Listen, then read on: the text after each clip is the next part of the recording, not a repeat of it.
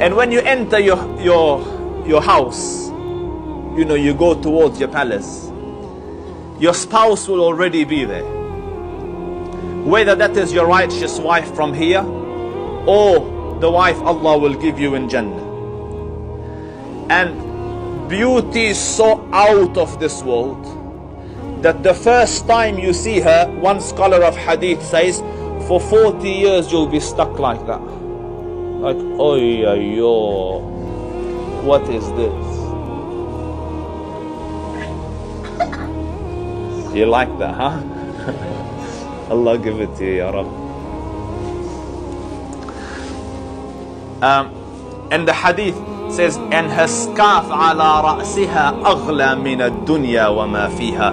Just her scarf is more precious, more valuable, more pricey than the earth and whatever it has. Just her scarf. And in the Aqwal, it says, if her nail were to come out of the heavens, the sun would go dark in shame of her. And her fragrance would cover the heavens. These are the delights of Jannah. And he says, وَيَطُوفُ عَلَيْهِمْ وِلْدَانٌ مُخَلَّدُونَ. And young, perpetually youth and perpetual youth will be walking and waiting on them, you know, amidst them, waiting on them as waiters. إِذَا رَأَيْتَهُمْ حَسِبْتَهُمْ لُؤْلُؤًا مَنْثُورًا. If you saw them, you would think they're like pearls scattered. Like so fine, elegant, well clad, well dressed, good looking, presentable, classy. So they carry your food and stuff, you know, your drinks. What do you think the cup would be? So the Qur'an says they will have glasses, qawarira.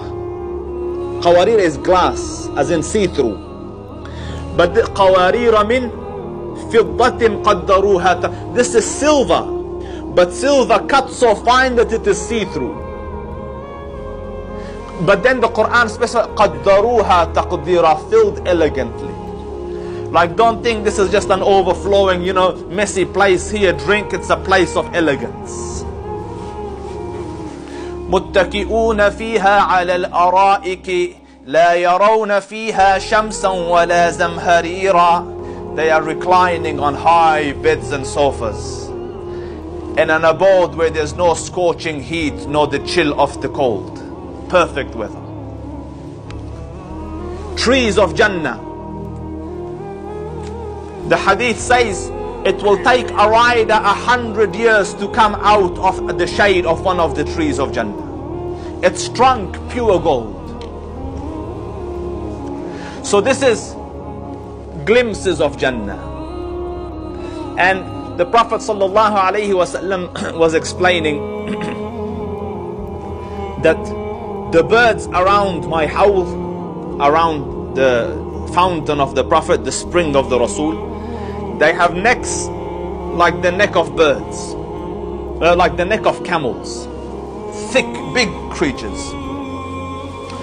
So Umar ibn al-Khattab is there, and Umar said, lucky birds, you know, because they get to drink from the hawd there.